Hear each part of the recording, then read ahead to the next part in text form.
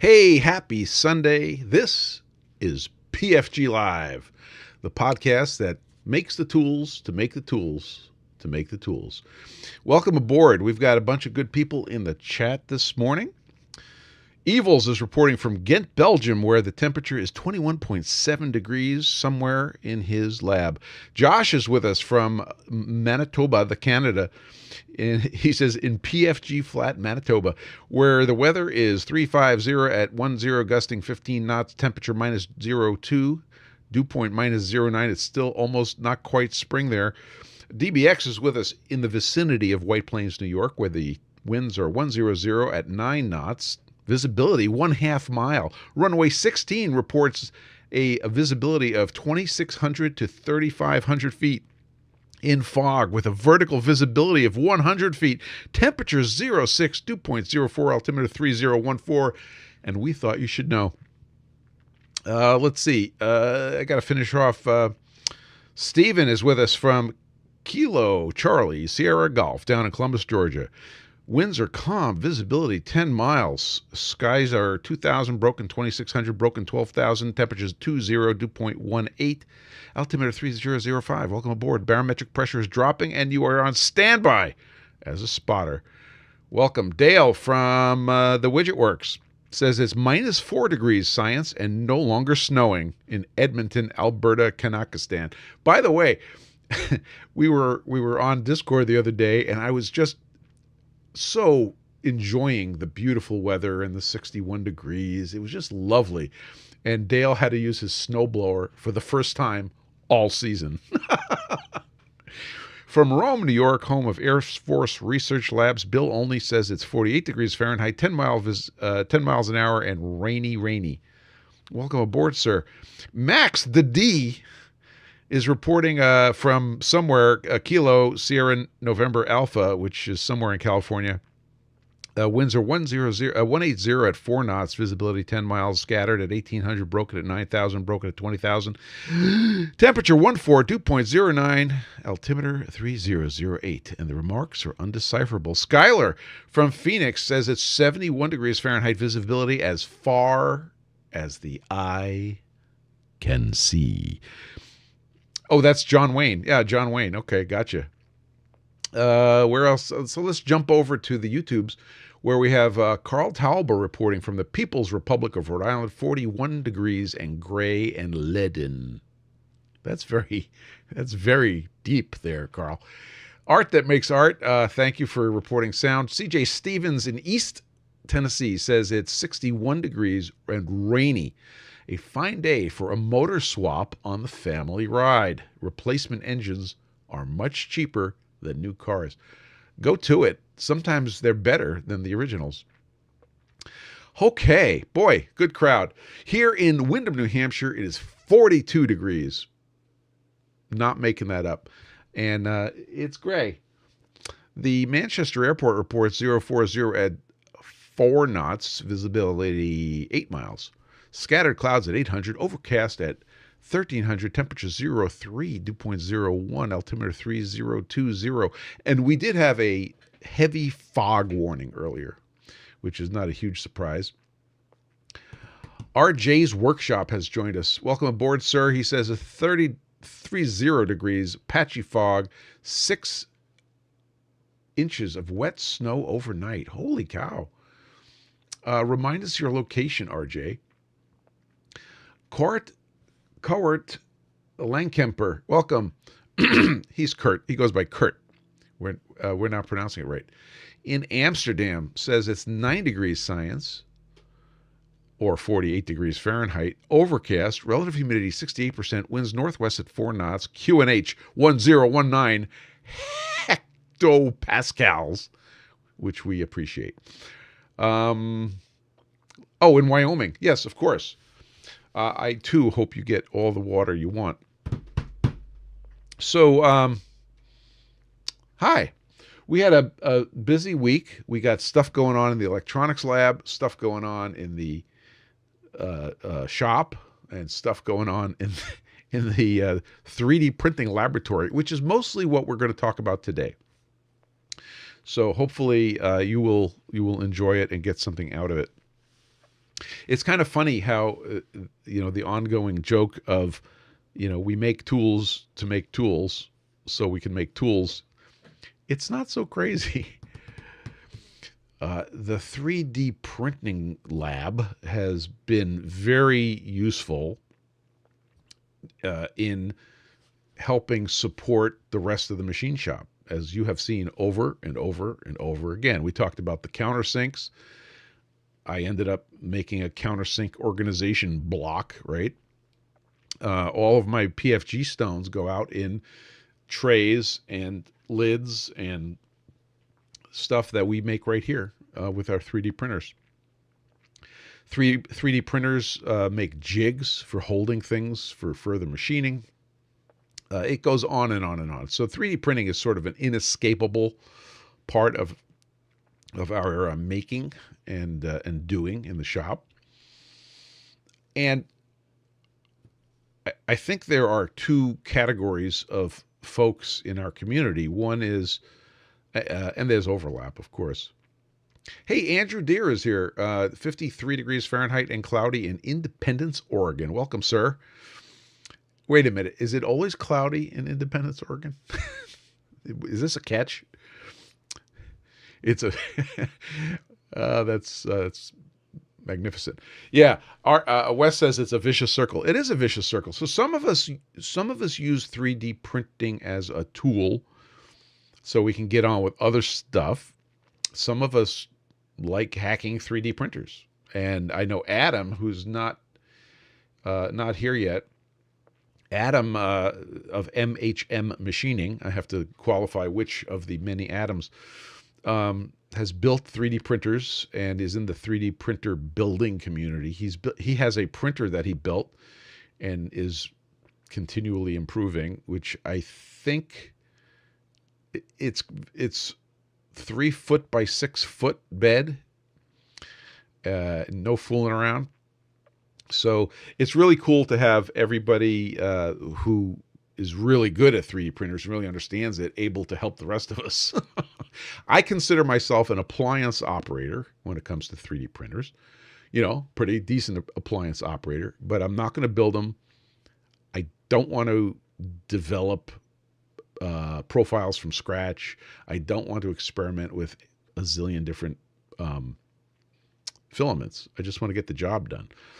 And to that end, I have had in my arsenal the Bamboo X1C printers, which has developed. I've gone through several generations. So I started with my first 3D printer. Yeah, Dale says that's what YouTubers are for. Absolutely. And thank goodness that we invent stuff, discover stuff, teach other people, and move it along. I love that effect of the YouTube community, is that we're able to teach what we've learned, and others can follow. Look at the magnificent example of Robin.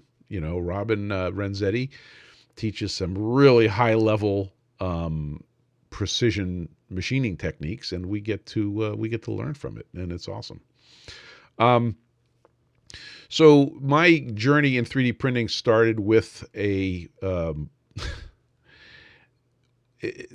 was the one that was, I can't even remember the name of it now.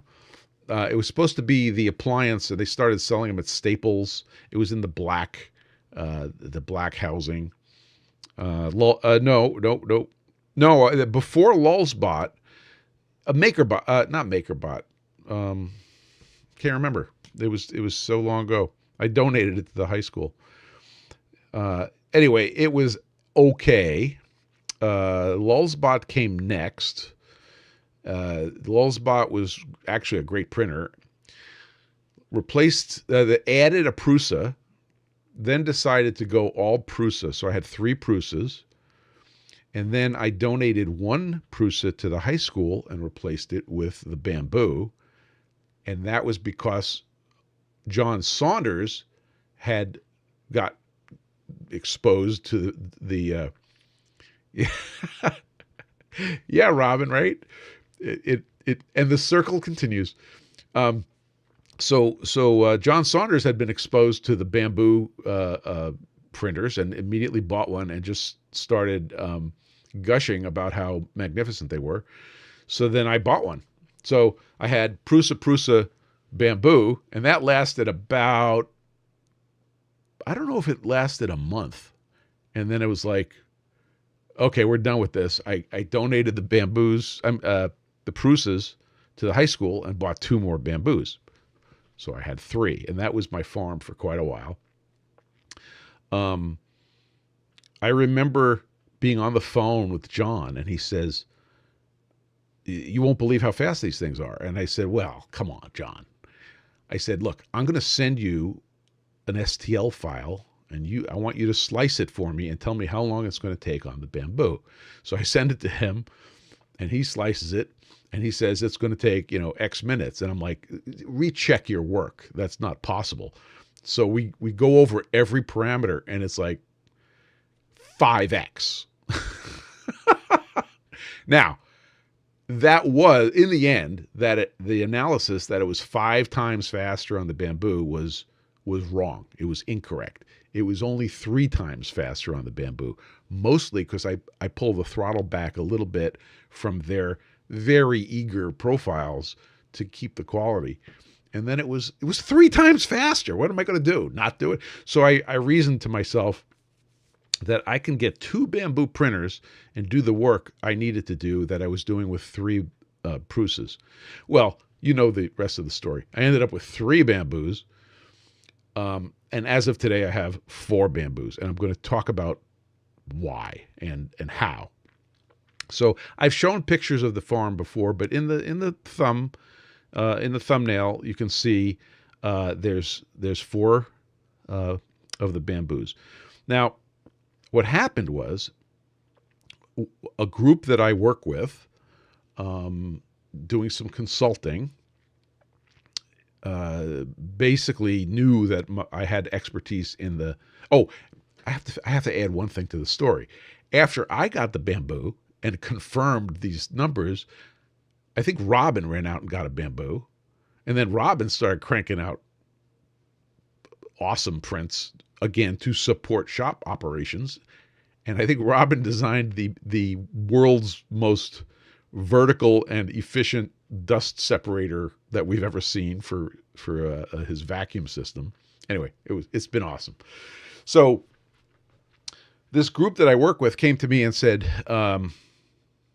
actually a little while ago, they said, "Hey, we need some help with 3D printing on this project," which I can't, forgive me, but I can't identify.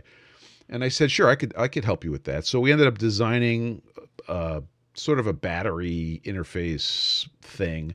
So there was 3D printing, there was circuit design and circuit board design, and I delivered all of that to them, and they were thrilled. And it worked, and it did the job, and mission accomplished. So then, as that relationship continued, they came to me and said, "Look, we need a lot 3D printed right now." In fact, they said to me, this was a couple of weeks ago, "We need a bunch of stuff printed as fast as possible." So within the limits of quality and material selection. So I said, "What material do you want?" And they actually had a material picked out, and that was a PLA Tough or a PLA Pro or a PLA Plus. Pick your poison. But that was the category of material they wanted. Okay. So I did some research, and I found, well, you know what happened not too many months ago. My favorite filament, which was a PLA Pro Tough Plus, was the Bamboo PLA Tough.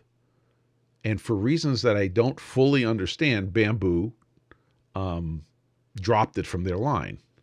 So I had to come up with a replacement. So I was kind of poking around and looking for things. And finally this requirement came up, and I said, I really have to replace this. So I had purchased a bunch of stock in PLA Tough to support my balancing stand, the BS8, which is part of the Kinetic Precision product line. If you go to PFG Stones.com, you'll find it. So that there were two colors of PLA Tough that I used, but of course I had that stock. These guys also needed something, so I said, let me use this as the impetus to go find a replacement for PLA Tough in black so I can get these guys done. And I will describe that search. But first I will say welcome to Nick, who reports 50 degrees Fahrenheit and cloudy in Rochester, New York. The day made brighter by having a show with practical information to listen to while I'm in the shop today. Thank you, Nick. That was a very nice thing for you to say. So Polymaker came on my radar, okay? And Polymaker has a U.S. presence. They make some filaments in the U.S. They identify what's made in the U.S. and what is imported. They are responsive to their customers, and every 3D printerer that I talked to and I brought up Polymaker had nothing but good things to say about them. I said, okay, they're it. So I ordered 4 rolls of PLA, Polysonic PLA Pro. That's the full designation. Polysonic PLA Pro by Polymaker. And those 4 rolls came in, and I took my client's models, arranged them on the plates, sliced them, did all the pre-processing stuff, hit the button, and it started working. Now, some of these prints, some of these plates, multiple parts on a plate, the longest ones were about 20 hours. Okay? 20-hour prints, which is, from a workflow standpoint, is really neat. If you're running CNC machines, 20 hours, you got a lot of time to go do something else, run some other robot or work in the lab, go up to the electronics lab, go down to so 20-hour cycle. 20 hours, I remember 20 hours, I remember 16 hours, I remember some 7 hours. So basically these are long prints.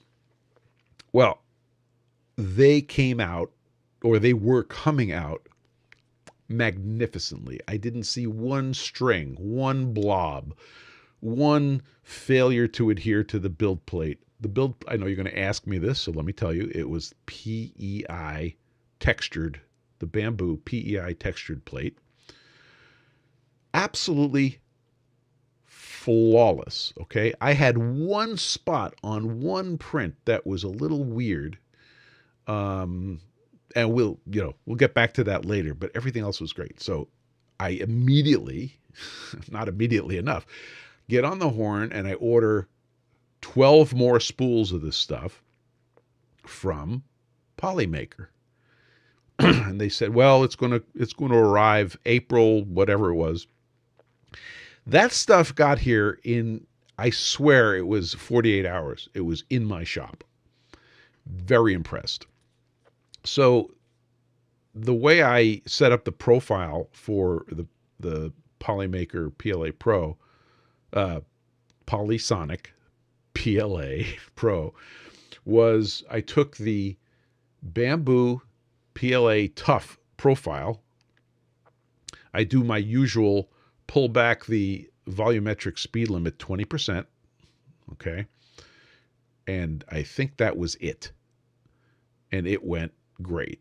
Now, when I looked at the numbers that the manufacturer provided, okay, and here's the documentation for Polysonic PLA Pro, and I looked at the old numbers for bamboo PLA Tough, they were mighty similar. I would not be shocked if the source for this material was the same source as was for PLA Tough.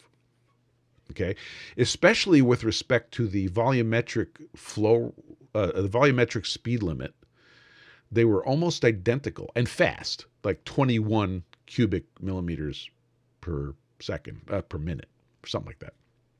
21 is the magic number. And I pull it back to 17. So I figure if it's not the same exact formulation, it's mighty close. And it works great. Not the cheapest filament on the block, okay?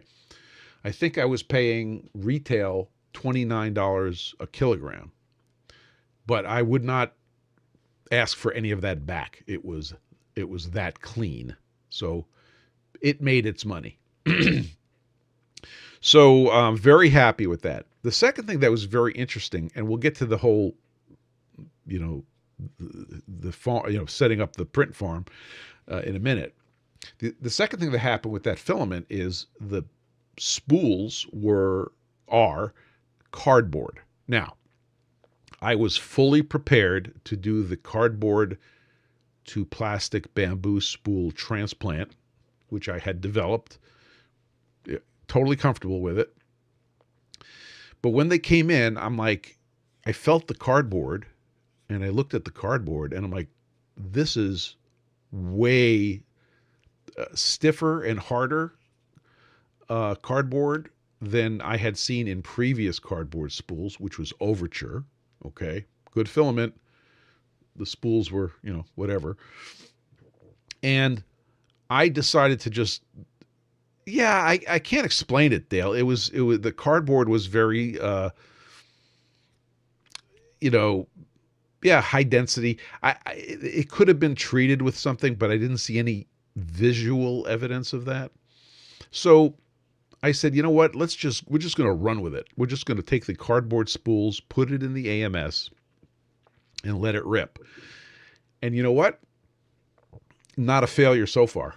They function absolutely beautifully. So I was quite happy with that. And it's been fantastic.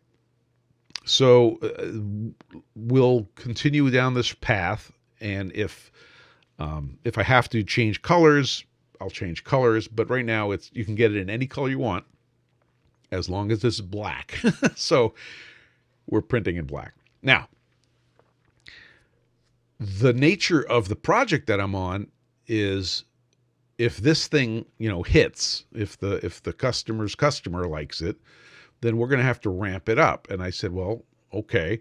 So, I was doing something, and the thought hit me that I should design what I call a module, a farming module. So if you imagine a printer farm, I wanted to create a module of, let's say, 4 printers and a UPS, which is what I did. Why 4 printers? Because on a 72-inch bench from Home Depot, as shown in the photo on your screen, a Husky, I can fit, let's see if I can come up with the picture for you. Yeah, here we go. There it is, Husky, 72-inch by 24-inch, adjustable height, black workbench, ready to assemble. This is $268, okay? And this part number's on your screen, and we can talk more about that. So I measured it out, and it turned out I could put 4 printers comfortably. Well, serendipitously, I could put 4 printers and the UPS in the center. And the other thing that happened was I was picturing getting an outlet strip. Well, if you put the UPS in the center and you put 2 printers to the right and 2 printers to the left, you don't need an outlet strip. They could all come home to the UPS. Now, why did I pick that UPS? First of all, Dale and I were having all sorts of conversations about UPSs, because Dale was, adding a printer or 2, and he had to go buy a UPS, and he bought a UPS, and then I looked at the UPSs, and I decided to go with the APC Smart UPS SMT, that's Sierra Mike Tango 1500 Charlie, which is a 1500 volt amp. They call it 900 watts. If you go into the documentation, it's actually 1,000 watts. And it's a very nice professional grade, server type UPS. So I went ahead and I decided to buy 1 more printer to make 4 and buy the UPS. And I had that bench already. That was my calibration bench. So my little teeny 1-foot surface plate, granite surface plate was there. my electronic indicators, and the readout was there. So I put that stuff aside. I swapped the table that I was using for this Husky bench, and this is what we did this weekend. Built that bench up, and I could not be happier. It came out absolutely magnificently. So let me get a close up of that setup, and we could talk a little more in a little more detail. Let's see, is that the shot I want? Yeah, that's the shot I want. Okay. So here's the shot. I'll zoom in a little bit. Too much. Well, there we go. So we have a 20 amp circuit that is feeding the UPS, and that 20 amp circuit is at the moment shared over to the FormLabs Form 4 printer, which you can see sort of just barely on the right hand side, and it feeds the 4 printers. Now, when we've seen the load, we've never seen the load come up quite high enough. I think Carl has a question, and Carl, you want to ask your question? You are welcome to. Go ahead. You have to unmute. You're muted, Carl. Thank you. Carl, go ahead. Just a comment about the cardboard spool versus the plastics. Yeah. The ability to retain and transmit moisture may be quite different between the two. And coming into humidity season, if you're switching from one to the other, you may well want to examine if your current protocol for drying is adequate. And that's all I had. Okay, thank you, sir. Let me address that. I'm going to put you back in the audience. Thank you for that. So, Carl brings up a very good point. The cardboard of the cardboard spool will be another moisture retainer. So my current protocol for using the cardboard spools, which will come as no shock, is I have desiccant holders that snap into the center of the spool, and it works on the cardboard spools just as well. So when one of those spools comes out of the packaging, it immediately gets a fresh desiccant module in the center of it, and then it goes into the AMS. By observation, the humidity of the absorbed humidity of the spools coming out of the packaging was quite good.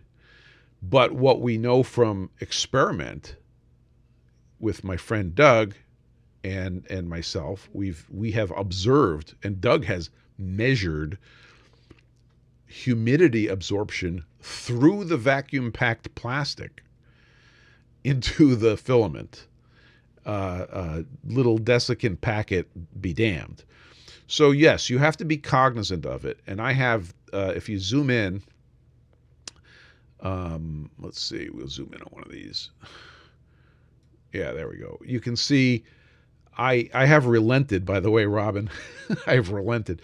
So on the right-hand side of the AMS, I have this little mount that I designed for holding the Sensorion boards. And you can see that there's the Sensorion board in the case that I designed. This is also available on the KP website. I don't do it to make, there we go, there's a perfect picture.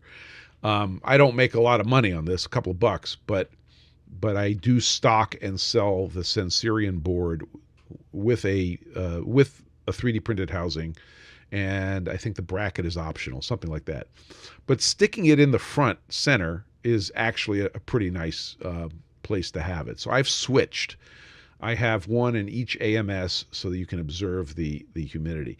So using that, I have observed the humidity of the Polysonic spools to be pretty decent, but definitely deserving of the desiccant in the core of the spool. So I do that routinely. Thank you, Robin. I appreciate it. Yeah, the little case for the Sensorion board is a lovely little snap together. In fact, I made more in blue and I made more in green, so they're in stock. Although I think I only have three Sensorion boards in stock right now. So if you guys go crazy, you're going to clean me out. But I get them from DigiKey. I mark them up a teeny little bit, and I keep them in stock. So that's my setup. I'm afraid I don't have the spool center desiccant holder to show you, but if you go to the pfg.gg/links and go into the humidity, there's a sub page for the search for low humidity, or it's the quest for dry filament. That's what it is. You'll find them, and I think I give my STL file for those, and I'll be printing more of those today. Is that the thing that updates us in chat on your humidity?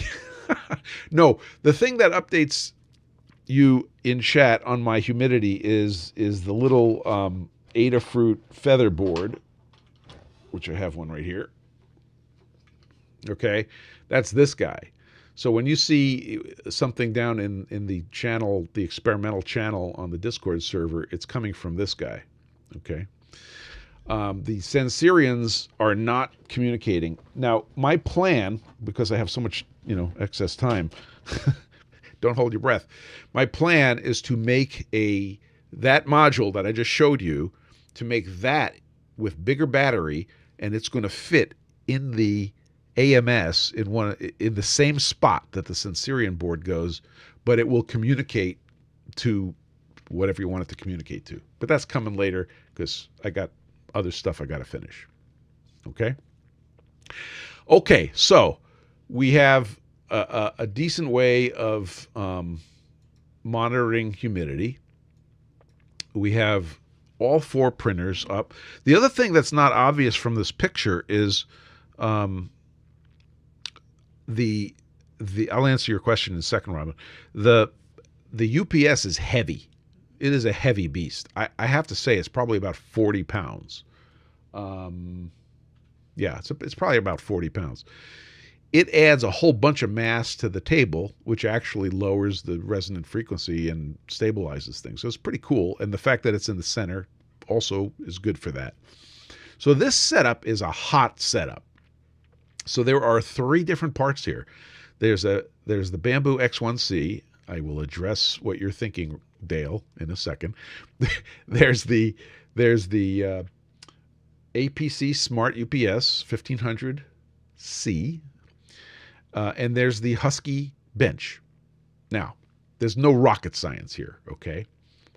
But what I told my group that I'm helping is that here's what I can print in one module, okay? And we can double that by adding a module. So I have made room in the basement that another module can drop parallel to the first one, facing each other, with room for the operator in between, and we could double the throughput.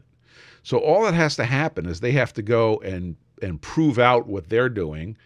And if they say, oh my gosh, we need these, and we need these at a higher bandwidth, I just say, fine, we just drop another module in. And then if we need more, we drop another module in. And if we need more, you go rent some space because I'm out of space at that point.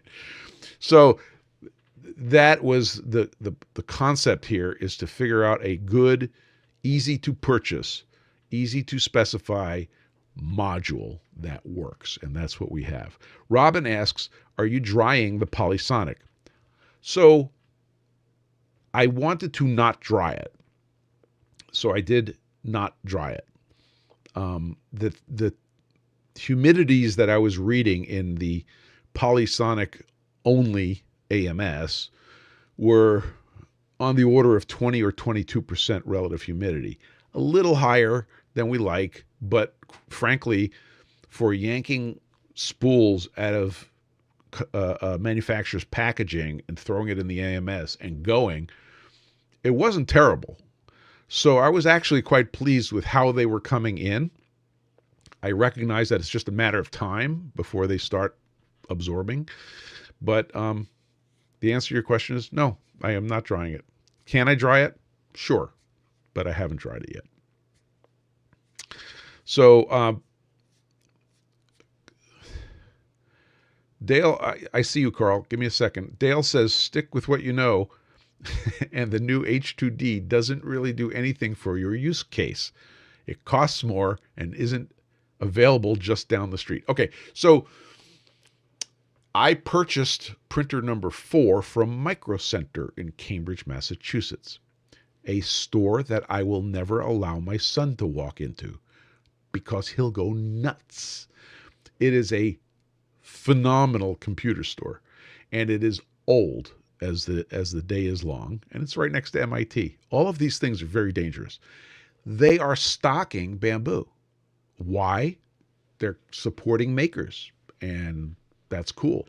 They had 2 X1Cs in stock. So I actually got in the truck when I came up with this idea. I drove to Cambridge and I picked up the UPS and number 4 printer live in person, and it was a magnificent experience. Hashtag not sponsored. Micro Center, you rock. Let's see. Carl, I'm bringing you back in. Of course, I'm clicking in the wrong place. Carl from Rhode Island, you're on the air.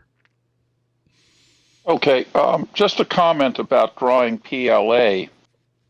Let me inflict a small amount of chemistry on everybody. Please.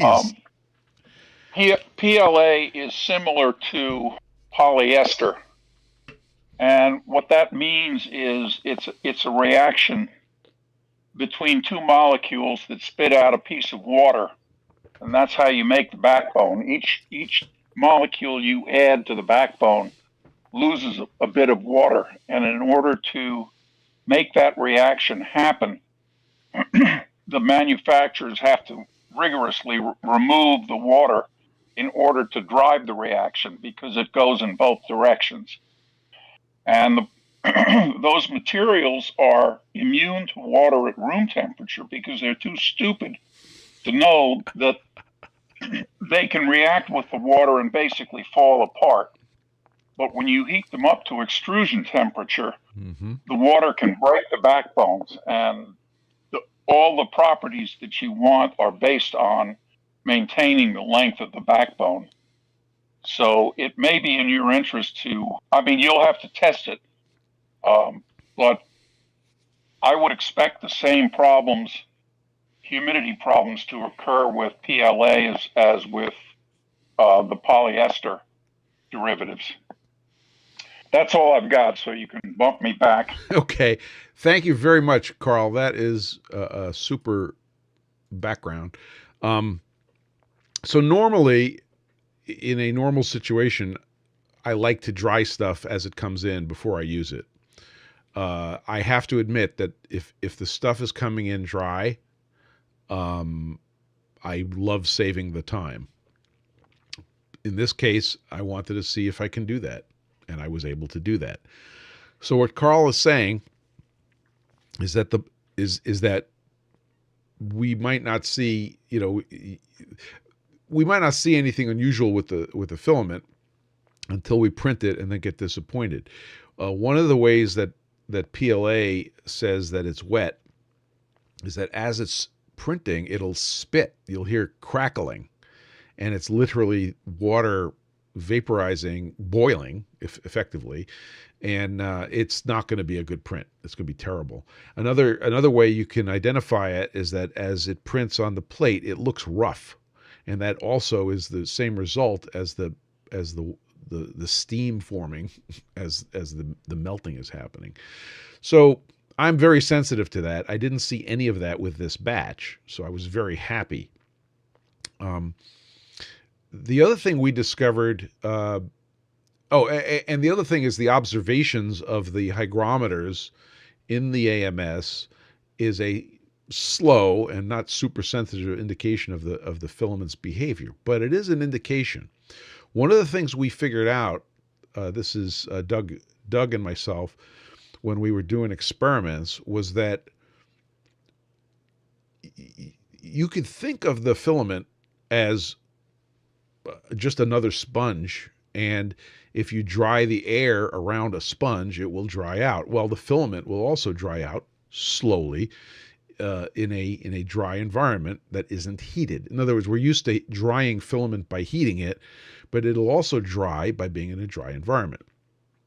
And of course, also it'll not absorb moisture from being in a dry environment. But there's no magic associated. You know, we had this model of, and Carl will know what I'm talking about because we talked about it a while ago.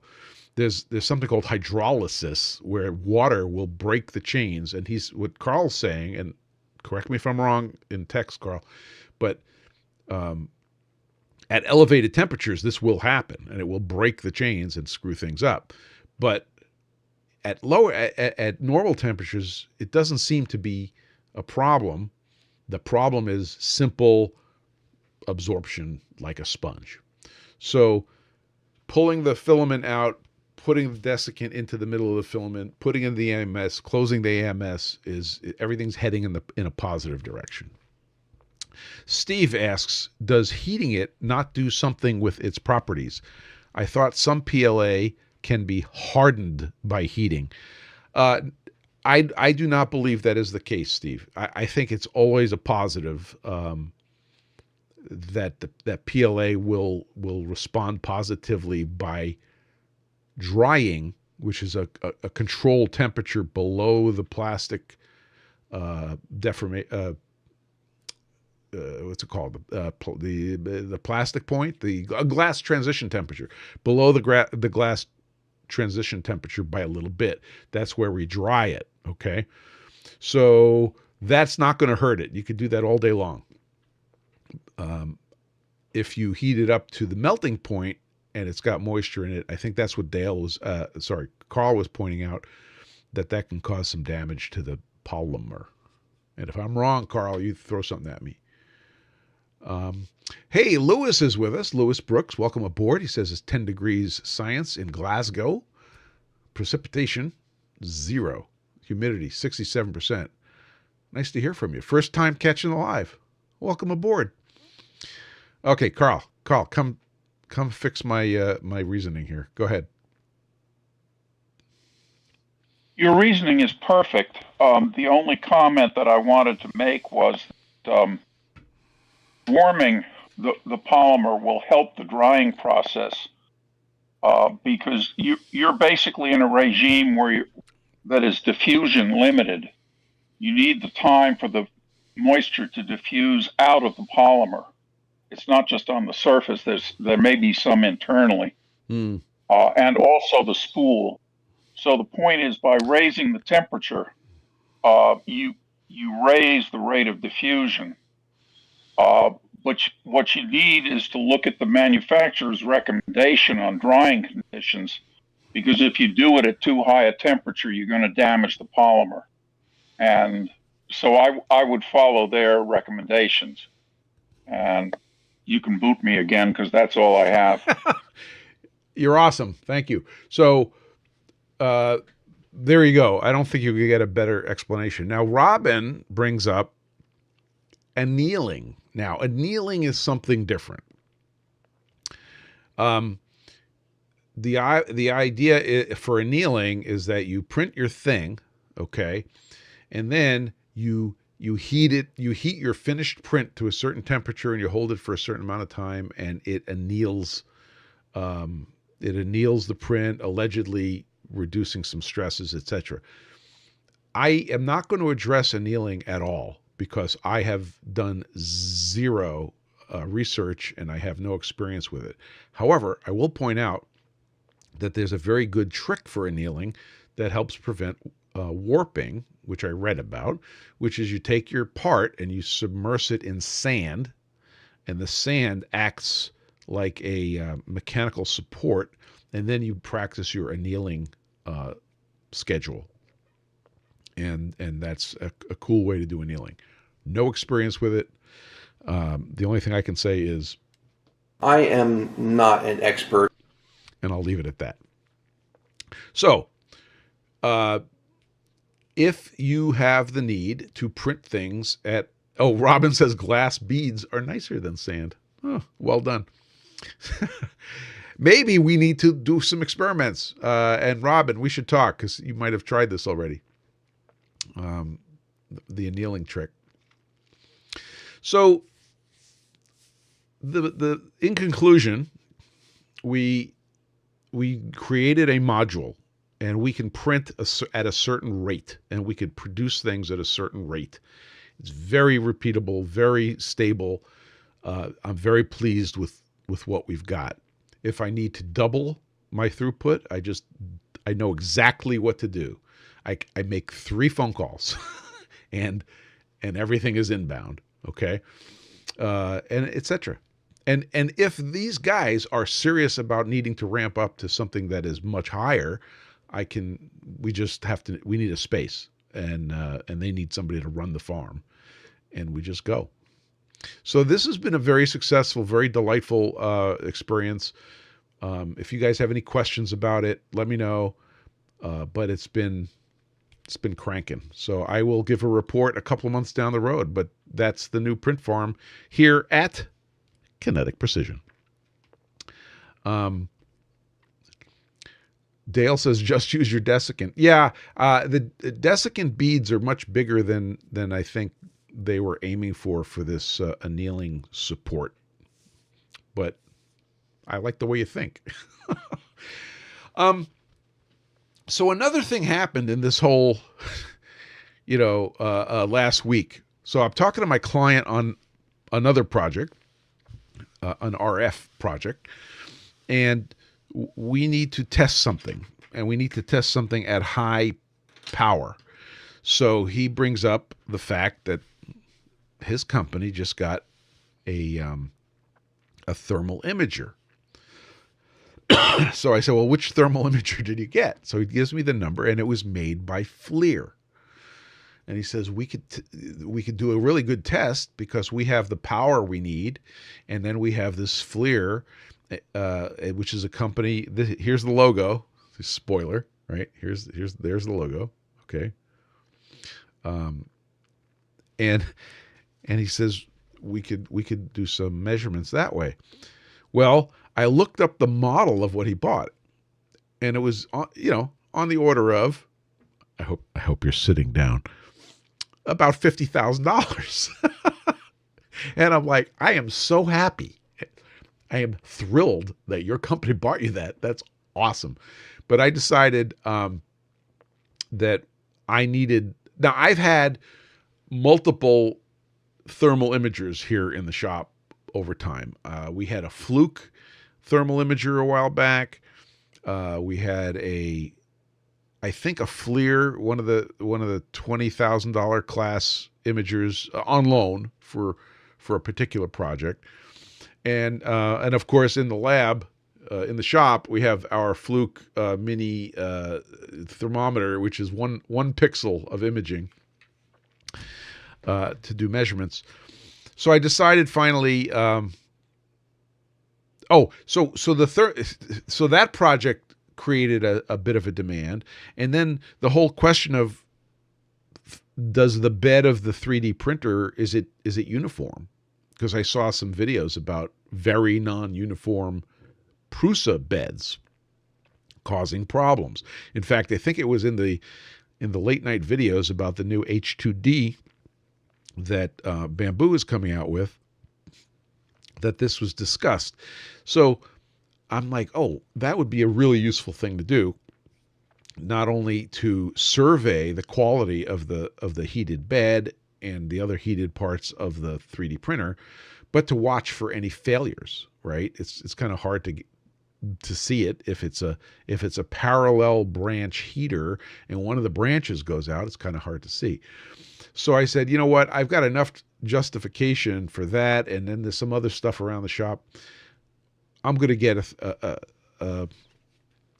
thermal imager. So this is from FLIR. This is the one I bought. It's a TG, Tango Golf 29er7, and it is a very nice unit. Now, the TG series from FLIR comes in about 4 different flavors.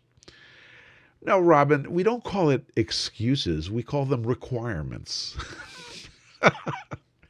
And you know what? I don't need too much of an excuse to buy a new tool.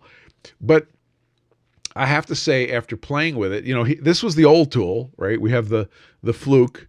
They should face each other, right? Yeah, it's a face-off. So the Fluke has always been around the shop for measuring temperatures. And I will tell a story about using the Fluke when we get to the term emissivity. And the FLIR is nice because it gives us some nice pictures. So let's see if I could show you. Here's a typical picture. If you're on the audio podcast, it's very colorful. Trust me. But here's a picture from the Fluke. This is looking into the 3D printer, and you can see some action. We don't have to analyze exactly what we're seeing, but there's some parts. The temperature visualization is outstanding. They have a technique that they use where they take a visual image and they use it to sharpen the thermal image, and they do some processing inside the box, and you get these very nice results. Let me show you some more of these because they're really quite cool. Let's see. That's the bed that we were just looking at, right? And if you go back, that's what the thermal image looks like. So you can see there's, little minor differences. Of course, this is after everything shut down. Let's see. Yeah, here's a shot. I did it horizontally just to get the format better. But here's a shot of the printer farm. And can you tell which printers are running and which ones aren't? Of course you can. But not only that, if you look in the upper right-hand corner of that image, you see a warm spot. That's my wireless access point.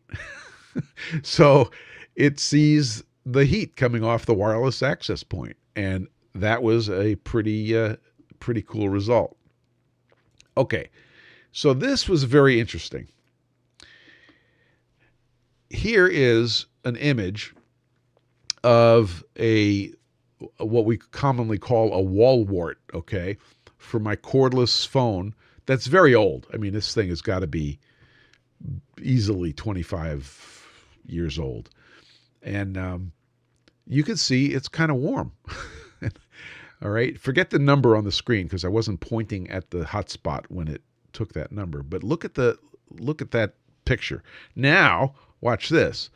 We go over to, here's another one. This is another old wall wart. And in fact, it's reading about 86 degrees, which is a little warm. Now we look over here.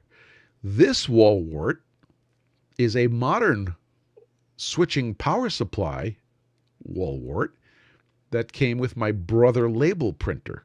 It's reading 62 degrees.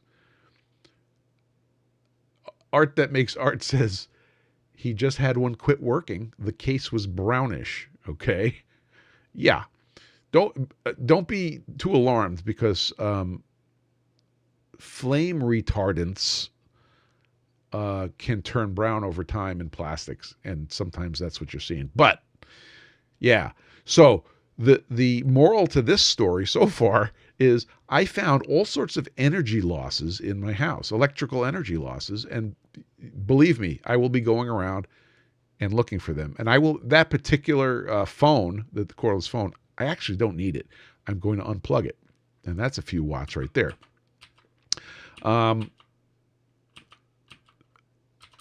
So then I did some experiments looking at the temperature measurement capability of the FLIR, okay, versus the Fluke. So the Fluke is not an imager. The Fluke is a thermometer. So it has a laser. I'll put it on my sweatshirt here. Okay, it has a laser and it makes a measurement, and it says that I'm 88 degrees right there, 85 degrees. And the FLIR, of course, takes an image, but it has a spot that it does a thermal measurement. In my experience so far, doing some experiments, as shown on the screen here, I have found the numeric temperature measurement to be very noisy on the FLIR. It jumps around a lot. It kind of bugs me a little bit. And FLIR, if you're listening, I wish that the TG297 had a switch in it that I could turn on that averages that number with some time constant. Let's say 10 seconds or 15 seconds. It is a little too sensitive. So that number jumps around quite a bit. However, of course, you know what's coming. This thing speaks Bluetooth. Well, there's an app you run on the phone, and it will do averaging. It does graphing and averaging and data gathering. It's quite nice. So I turned on, sitting at my kitchen table, I turned on that feature and I looked at the average. Well, the average compared favorably to what the Fluke was reading within a degree. So that was quite nice. But FLIR, give me averaging. Let me turn on averaging, please. They have a very nice settings menu, and in the settings menu, you could do a whole bunch of things. I could turn off that little thermal measurement in screen, right, and not have it bother you. Just have the image. But the other thing you could do is you could pull the trigger. Okay, there's a trigger right here, and you pull the trigger, and it will take a photo, and it will store a JPEG in the memory. Very nice feature. Hey, FLIR, if you're listening, listen up. It's very unsatisfying. When you pull the trigger sometimes and you let go, it didn't take a picture. When you pull it and hold it a little extra long, maybe it does, maybe it doesn't take a picture. If you pull it and let go real quick, I can't figure it out, but it's not a satisfying, absolutely reliable shutter when I pull the trigger to take a picture. I have to fidget with it to get it to work, and I don't know why, and it bugs me. I want to talk about that, FLIR, okay? By the way, I have friends that work at FLIR. From years ago, they've ended up at FLIR, and I did not reach out to them before I went ahead and purchased this. This was right off our favorite website. So all in all, it's a really useful tool, and I intend to use it to good end. If you are going to use it for quantifiable temperatures, the feature, I forgot to tell you about one more feature. So this thing comes in about 4 different flavors, and the price goes up, of course, with each flavor. And the difference is the temperature high end. So if you only care about room temperature-ish things, you can get the low end, which is going to be the TG2 something something. But if you get the most expensive one of this series, which puts it in the $800 to $900 price class, it will do 1,000 degrees C. So there's a switch right at the bottom here that switches in a filter, which you can't see, but it switches in a hardware filter that is like a neutral density filter for photographers, right? That lets you change the sensitivity and do the 1000 C measurements. I like that from the standpoint of heat treating and annealing and tempering. So this one will do very high temperatures, and that's another thing I like about it. So heat treating, got it. 3D printing, got it. Thermal testing in the lab for my RF project, got it. How much more justification do I need, Robin? USB connected, Bluetooth connected, one terabyte of RAM to store photos and stuff. Pretty happy. So stay tuned. We'll have some more photos from it as time goes on, and we will report. Okay, so if you're going to do quantitative temperature measurements, there's something you need to know. Well, first of all, why would you do quantitative measurements? So different materials have different coefficients of thermal expansion.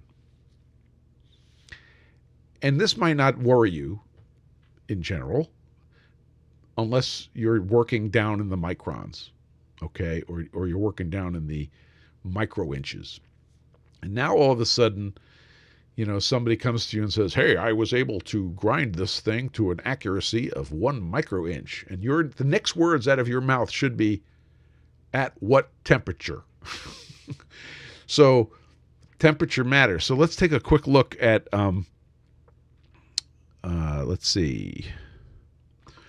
Here's some materials and what this is the micro inches per inch per degree Kelvin, which is the same as per degree C, okay? The highest one is unsurprisingly mercury, which is why it's used for thermometers, at a rating of 60. As you go down this chart, look at aluminum. Aluminum has a rating of 23. That's 23 micro inches per inch. Another way to say that is parts per million per degree Kelvin. And as you go down, there's brass, there's stainless steel, copper, gold, nickel. And as we go down here, just take a quick note of iron or steel, about 11 parts per million, okay?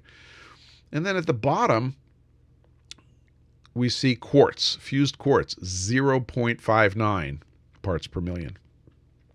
So there's a pretty cool hack to use a quartz rod as a length reference to compensate for thermal changes in your machine. You could probe a known quartz rod and see if it's grown or shrunk or whatever, and you have a length reference that is much less sensitive to temperature, and you could use that for temperature compensation. Pretty cool trick.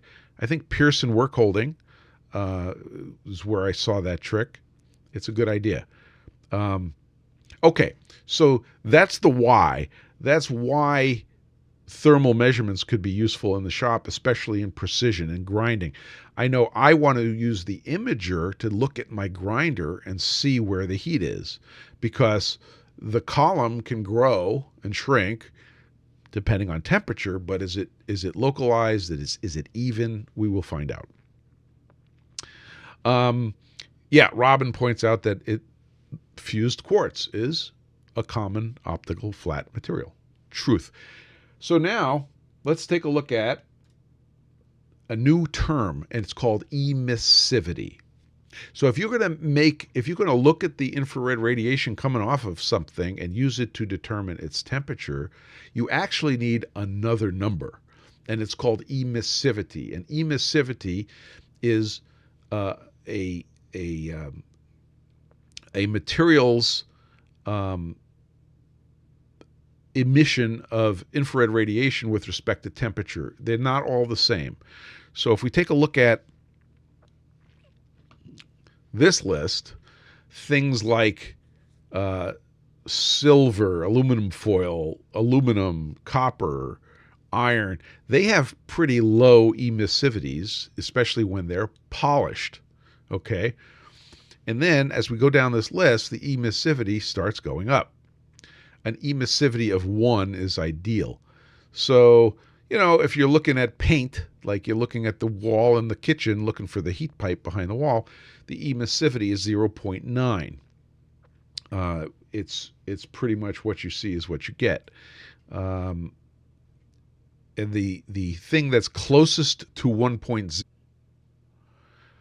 Hey guys in Discord, I'm getting reports that we have disconnected. I think we reconnected on YouTube. If it's awful, we'll edit the video and post the edited version. Okay, then we'll just keep going. Don't know why it happened. So anyway, if we go for stainless steel here, where's stainless steel?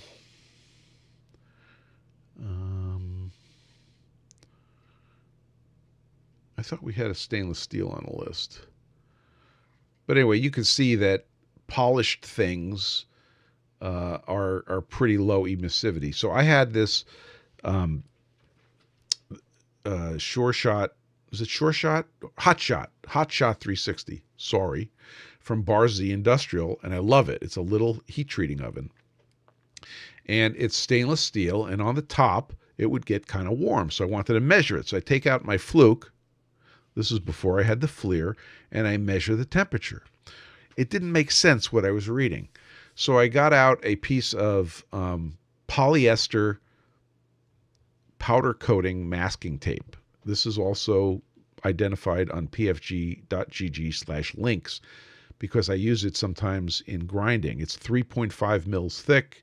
It's impervious to chemicals. It's really nice stuff that I learned about it because of John Saunders, but I use it as a staple in the shop now. So I put a little square of that on top of the oven, and I started getting accurate numbers. I didn't understand why at the time, but it was the emissivity of the material. So you have to be careful if you're taking actual data, especially off of smooth metal surfaces where the emissivity is much lower than some other materials. You can get fooled, and it's pretty important that you understand that different materials have different emissivities. If you're just looking at relative numbers, that's okay. But if you're looking for absolute numbers, you have to take emissivity into account. Oh, and Robin says black Sharpie works well. Robin, I got complaints from the Sharpie company when we cleaned them out of purple Sharpies, okay? Now you're starting a run on black Sharpies. I ask you, sir, do you have stock in the company? It's a little suspicious. Carl, he says no. It's okay, Robin. Well, how can you clean out the black Sharpies? Carl, you have something chemically, physically important to say. Go ahead. Yes, sir. When you have your list there of emissivities, all you see is a number. And the problem is that emissivity is a function of wavelength. Mm-hmm. And you need to know how the material was illuminated to make the measurement. And you're probably going to get different numbers in sunlight versus a tungsten lamp versus, monochromatic illumination and so forth. So the point is, any time that you need to rely on a temperature measurement with a non-contact piece of equipment, you really need to calibrate it with a contact thermocouple. Brilliant thing, because in my reading, I saw an example of somebody using a thermocouple on a block and then using the infrared thermometer on the same block and then calibrating it. And that's what you're talking about, right? That's exactly right. But the point is, it's material specific. Yep. So doing it on one block, for instance, your client's question, you probably get good measurements off the metal surface, but if you're looking at insulation, you may get different quality measurements. So totally agree. This instrument that I bought has a setting. Manufacturers gloss over the issue. They have some way of operating around it. I don't know how good their calibrations are. Yeah. The way FLIR handles it is they give you 4 settings for emissivity before they give you a temperature. Matte, they call it matte, semi-matte, semi-glossy, and then custom value. And just for fun, I set custom value to an emissivity of 1.0, but they have matte at 0.95, semi-matte at 0.8, and semi-gloss at 0.6. So they're at least... That's probably great for painted surfaces. At least they're trying. Right? Yeah, no, understood. At least they're showing up for work. So that's how they handled it in this instrument. But and thank you, Carl. Can I send you back to the finger sandwiches? Yeah, go right ahead. I'm done. Okay. So I wanted to raise the awareness of using any of these infrared measurements that it does depend on the surface emissivity of the stuff. If you're going to do relative measurements or you're just looking for the hot spot, don't worry about it. And Evils also says a surface that is not glossy at visible wavelengths may be very good reflector at IR wavelengths. Exactly correct. So there's this other thing, if you're going to get super quantitative with these measurements, that you have to take into account. That's called emissivity. And you may recall that, Questionable Emissivity was a band that I played bass for back in the 80s. It's true.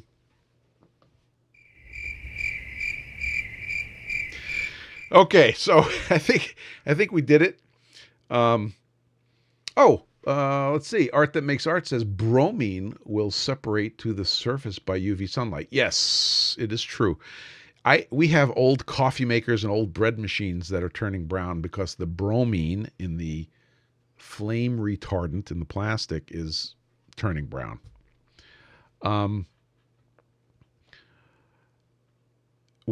Steve says, what do you guys think the emissivity of molten sugar and potassium nitrate is? ? Asking for a friend. Dude, I have no idea. But if you want to make a research project out of it, we do like sushi. I'm just saying.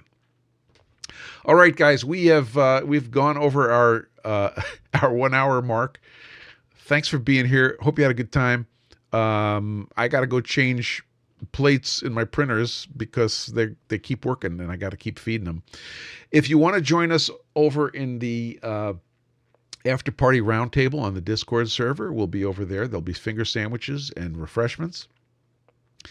If you need some flat rocks, head on over to PFG.Stones.com. Not only for flat rocks, but if you want to get one of those Sensorian temperature and humidity sensors that are quite nice, you could order them from me. I'll take care of you. If you want to get a balancing stand, the BS8, we just have a build of 5 of them about to get finished. We're currently at 0 stock. We should be at a stock of 5 within the next 48 hours. And those are all green, by the way. Don't order red ones. Seriously, we're stocking 5 green ones, and those will be available. In the meantime, get out there and do something cool. Make something precisely, and make it very, very flat. Get flat. Stay flat. We'll see you next week.